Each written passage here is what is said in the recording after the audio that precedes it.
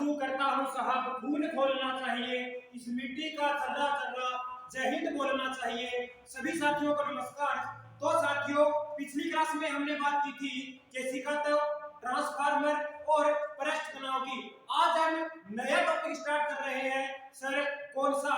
वो है ध्वनि यानी साउंड। बात करते हैं ध्वनि की। ध्वनि ध्वनि के अंदर पहले हम बात करेंगे तरंग की। किसकी भाई? तरंग। तरंग बताओ भाई, तरंग क्या होती है? सर, ऊर्जा को एक रूप से दूसरे रूप में बदलने की युक्ति क्या कहलाती है? तरंग कहलाती है। जैसे विद्युत बल्ब होता है, वो किस ऊर्जा को कौन सी ऊर्जा में बदलता है? तो वो बदलता है विद्युत ऊर्जा को प्रकाश ऊर्जा में। ठीक बात है। यानी कहने का मतलब है ऊर्जा का स्थानांतरण करने की पंक्ति क्या कहलाती है? तरंग। यानी ऊर्जा को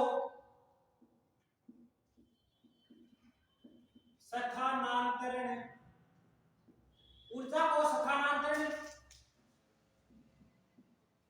करने का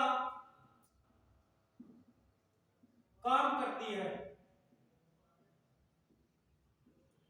ऊर्जा को स्थानांतरण करने का काम कौन करती है भाई? तरंग करती है। ठीक बात है। जैसे जनरेटर, डायनेमो, जनरेटर तीनों एक ही नाम है, ध्यान में रखना। वो किस ऊर्जा को कौन सी ऊर्जा में बदलते हैं? तो वो बदलते हैं यांत्रिक ऊर्जा को विद्युत ऊर्जा में। कौन में? आपका जनरेटर। ठीक बात है। अब आपसे पूछा जाता है कि जो तरंग होती है वो कितने प्रकार की होती है? सर, तरंग तो दो प्रकार की होती है। कौन कौन सी? एक तो होती है यांत्रिक तरंग और एक होती है अयांत्रिक तरंग। एक तो होती है यांत्रिक तरंग, यांत्रिक यांत्रिक तरंग, और एक होती है अयांत्रिक तरंग। अयांत्रिक तरंग को और क्या बोला जाता है? विद्युत चुंबकीय तरंग। किसको बोला जाता है? अयांत्रिक तरंग को विद्युत चुंबकीय तरंग। ठीक बात है। तरंग कितने प्रकार की भाई? तरंग दो प्रकार की, यांत्रिक तरंग और अयांत्रिक तरंग या विद्युत चुंबकीय तरंग। ठीक बात है। अब आपसे पूछा जाए कि जो यांत्रिक तरंग होती है वो कहां गति करती है? तो याद रखना साथियों, यांत्रिक तरंग होती है वो माध्यम में गति करती है। माध्यम में गति करती है। कौन सी तरंग हुई? यांत्रिक तरंग। और अयांत्रिक तरंग होती है वो कहां गति करती है? तो वो निर्वात में गति करती है।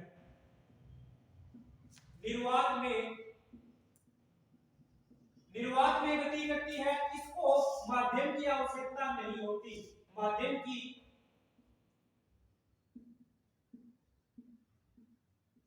की आवश्यकता नहीं होती। किसको भाई? अयांत्रिक तरंग या विद्युत चुंबकीय तरंग को। ठीक बात है। अब आपसे पूछा जाता है कि विद्युत चुंबकीय तरंग है, इसका वैज्ञानिक कौन है, खोजकर्ता कौन है? तो याद रखना मैक्सवेल। तो मैं बात करूं यहाँ पे विद्युत चुंबकीय तरंग की। विद्युत चुंबकीय तरंग की खोज किसने की थी भाई? मैक्सवेल ने। किसने की थी? मैक्सवेल। विद्युत चुंबकीय तरंग की खोज करने वाला वैज्ञानिक कौन था? मैक्सवेल था। ये तो थी तरंग की बात।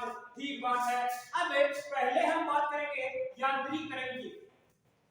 यांत्रिक तरंग कितने प्रकार की होती है? बताओ भाई। पहले हम बात करेंगे यांत्रिक तरंग।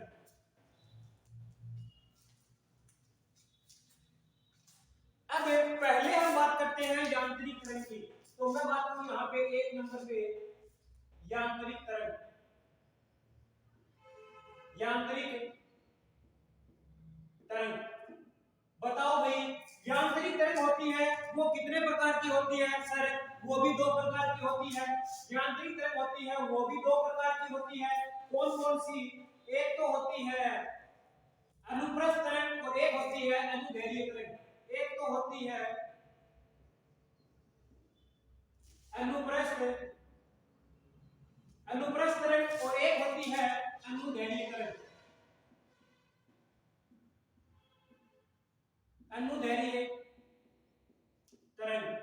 बात है। अब आपसे पूछा जाता है ये अनुप्रस्थ तरंग होती है वो कहाँ गति करती है, तो अनुप्रस्थ तरंग लंबवत गति करती है। अनुप्रस्थ तरंग होती है वो कैसे गति करती है, लंबवत गति करती है। लंबवत गति,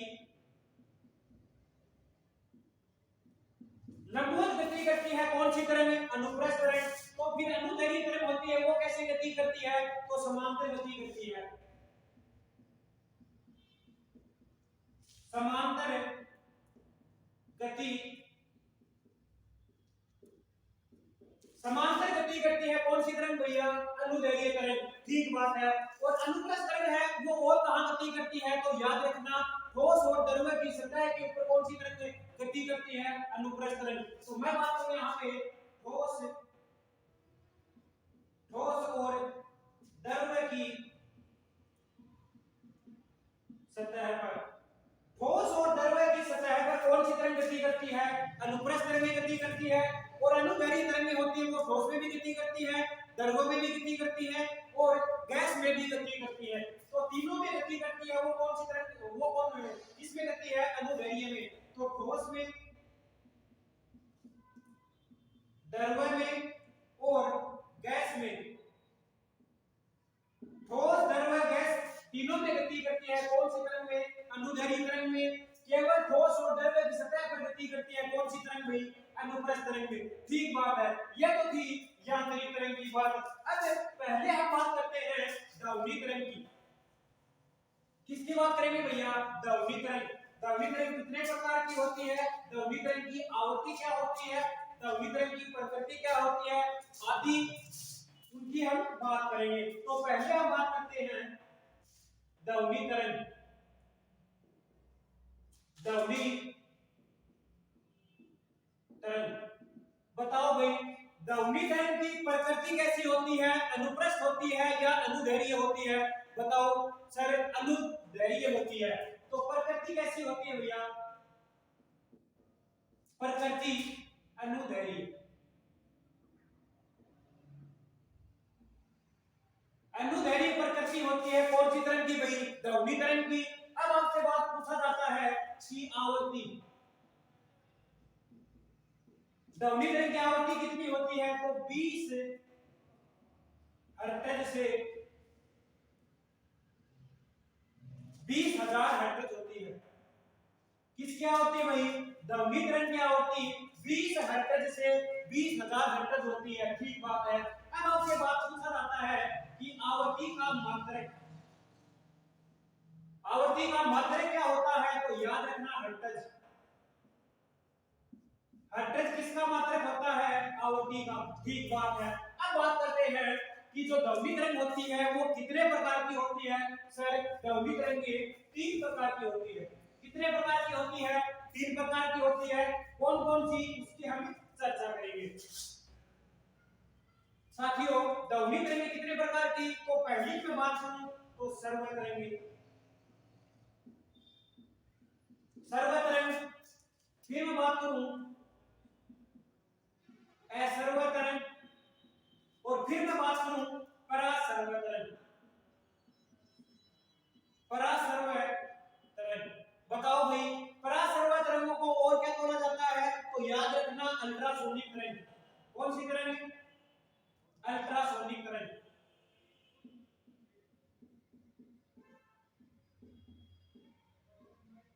अल्ट्रासोनिक तरंग। ठीक बात है। अब देखो सर्व तरंग होती है उसकी आवृत्ति कितनी होती है, 20 से 20,000 हर्ट्ज के मध्य होती है, जिसको मनुष्य सुन सकता है। सर्व तरंग। ठीक है। असर्व तरंगों की आवृत्ति कितनी होती है, 20,000 हर्ट्ज के कम होती है, 20,000 हर्ट्ज से कम होती है। कौन सी तरंग, असर्व तरंग। और परासर्व तरंग या अल्ट्रासोनिक तरंग होती है उसकी आवृत्ति 20,000 हर्ट्ज से अधिक होती है। तीनों की हम अलग अलग चर्चा करेंगे। तब तक हंसते रहो, मुस्कुराते रहो। जय हिंद, जय भारत।